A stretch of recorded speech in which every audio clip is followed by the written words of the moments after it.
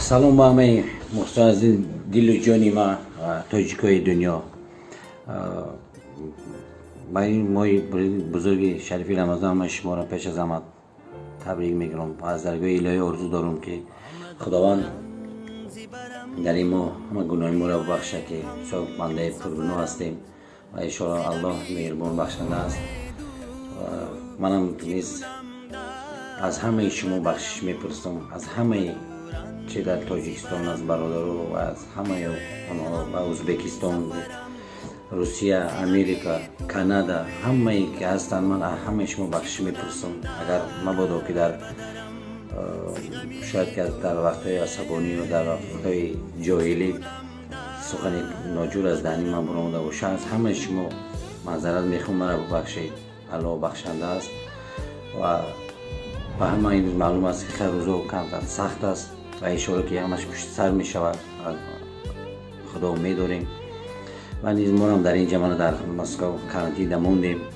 از دوستایی که داشتم من چند مدتی که من در روی صحنه نبودم، 6 سال راستی گپ در کوارتیره بودیم و دوستام خیلی 3 دوست هست من تا 60,000 دلار که مرا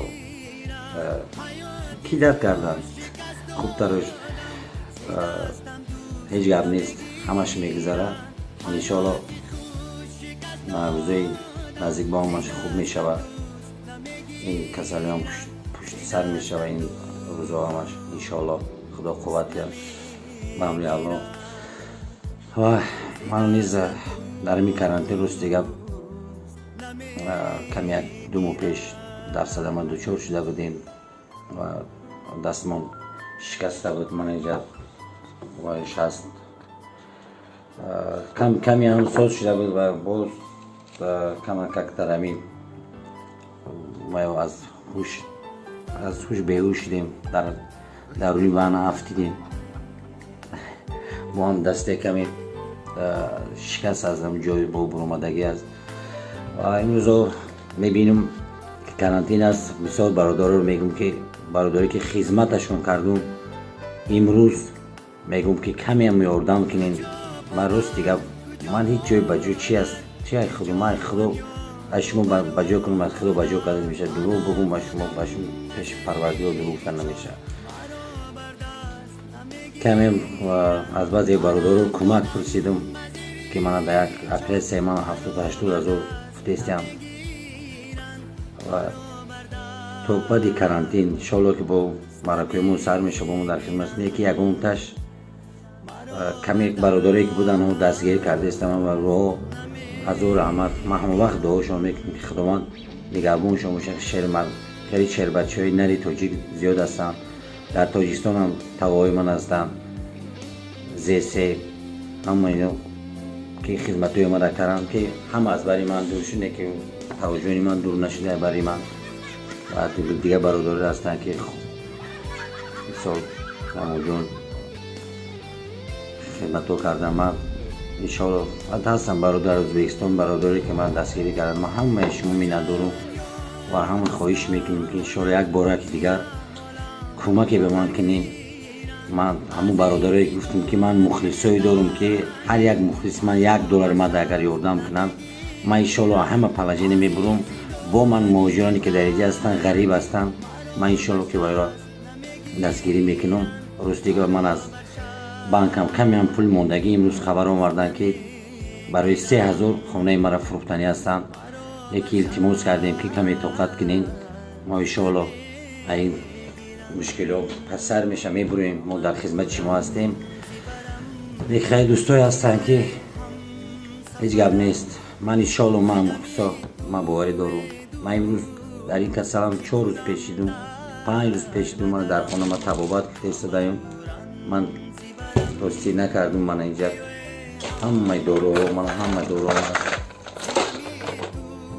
خونیکی و این و یکی کپلوی که مونیم همش در خونه من روز دیگه توبت کردم که بوم نرم که اون کسل دیگه بودن مثالی بعد از اینو میگن که انشاءالله ما از شما مخلصا همین بیزار که من گداگین من میدونم کمی ترده 24 می نویسین مرحمت نویسین. من تاجیکم، من برای تاجیک جان میتم. من نمیخواستم همه خیراستی گپ زنم، یکی کمی هم با من زور اومدم چی من مجبور شدم همین کارا کردم. یکی اگر هیچ گپ نیست دوستایی که من چند مدتی پولای من بر نگردون دستین، شاهدای من هست در تاجیکستان که من قرض دارین.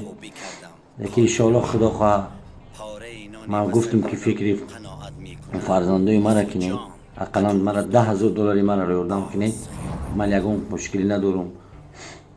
دیگه من انشاءالله من این مشکل پسر میشه، من دلم صاف است، بخیلی ندارم، من کینه ندارم. من مخلصای عزیز جان دلی من به من هم بگه $1 من خواهش میکنم، من برقصد نمیکنم. تو مرد تو نومرد میفهمی انشاءالله که با من کی هستم. من شکسته باشم که ریختگی نیستم. خود فهم برادر عزیز که این گپ ذات تعلق داره، لیکن برادرایی که من تاجیکستان همه شهر نره که یاردم کردن با انشاءالله من میکنن. من در اینجا کارتای من هست، من اینجا کارتای تاجیکستان، نمره تاجیکستان از شما خواهش میکنم التماس برادرو صنعتکارو همه تون بخشش من گپای زیادی اگر دست نسبت شما گفته باشم مرا ببخشید. من از شما منظرت عذر کلام میخوام، از ازبکستان، از روسیه، از کانادا، از همه امریکا، از همه جای گوشه دنیا تاجیکستان، همه شما منظرت میخوام مرا ببخشید. التجا دارم، میدارم الله بخشنده است. من گناه دارم از شما خطایی کردگی است، منو ببخشید. من انشالله که با در خدمت شما است. زنده باشین. من انتظاری همه مخلصای خودم هستم که شما مرا دستگیری میکنین. یک تو برادر این روز مرا دستگیری نکردی، تلفنی من نمیبرداری، خدا خواه انشالله با من با پیشت خبرگیری میبیام، با دستی پول میبیام انشالله. سلامت باشه، خدا نگهبانتون باشه. از این جانی من انتظار هستم، من کمک کنم. خواهش دارم.